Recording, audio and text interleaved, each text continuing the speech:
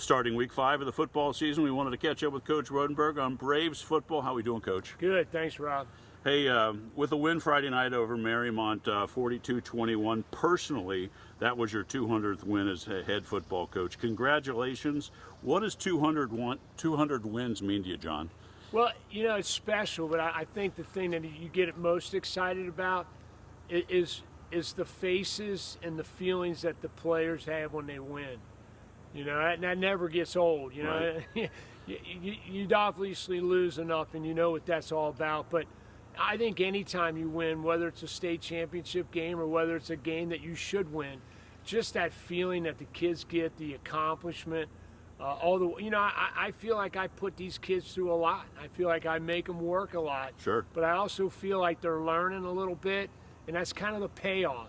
That win is like, okay, wow, now I know this is worth it, and I enjoy it. I mean, I've been at a lot of different places, and I don't think it matters where I'm at. It's the kids that are all what it's about. So when do you see it? Do you see it in the post game when you meet on the field, or is it if it's an away game, the bus ride home? You know, like from Northwest, I'm sure that was a fun bus ride home after that victory, or in the locker room on a home game. Yeah, you know, it's funny. I mean, obviously, right after the game and a bus ride home that's kind of for the players. There's a lot of excitement, and Sure. they're yelling and screaming, and they're having fun. Really, to me, it's almost like the next day at film. There's okay. a sense of that's what I like, is that sense of accomplishment that they know, okay, wow, we worked hard for this. You know, the night before, it's just the rebel rousing. Sure. You know, Yeah. it's that next day where they're like, okay, now, you know, and then when you go back to work, there's that sense of purpose. So I think that's where I see it, where I appreciate it the most. So on Saturday mornings, walking in with a little more confidence after a win kind of thing? Sense of accomplishment, definitely. Sense of purpose. Nice. Well, a 42-21 victory here at Tomahawk Stadium against a league rival, the Marymount Warriors. Let's talk about your highlights from the coaching staff, offense, defense, and special teams.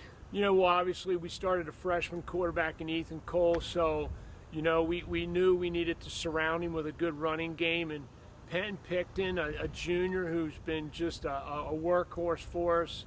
You know, he had about 113 to 115 some yards, you know, on 15 carries, and then we had another freshman, Devlin Daniel, come in and had about 150 yards. So those two guys were extremely important, and then just to be able to rotate those two guys allowed me to play Penn at linebacker, and Penn had a really good night at linebacker. On defense, and Eli Riggs is he's a senior linebacker playing just great football.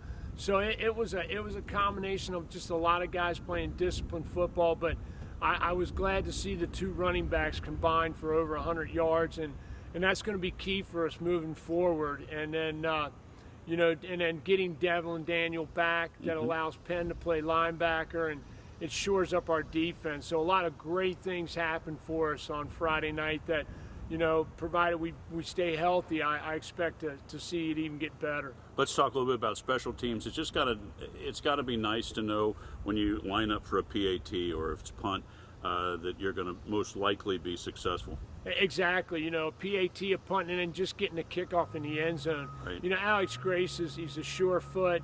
He's got a lot of confidence.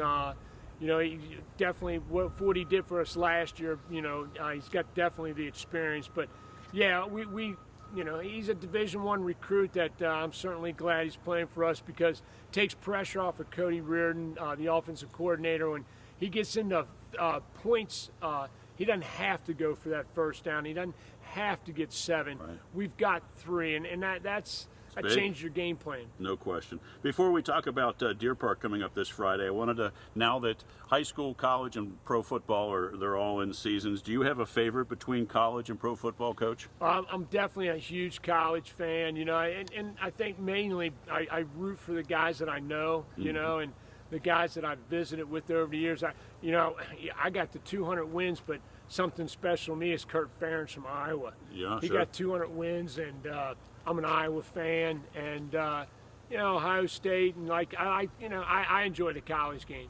Very nice. Well, you traveled to another league rival on Friday, Deer Park Wildcats. They're 2-2.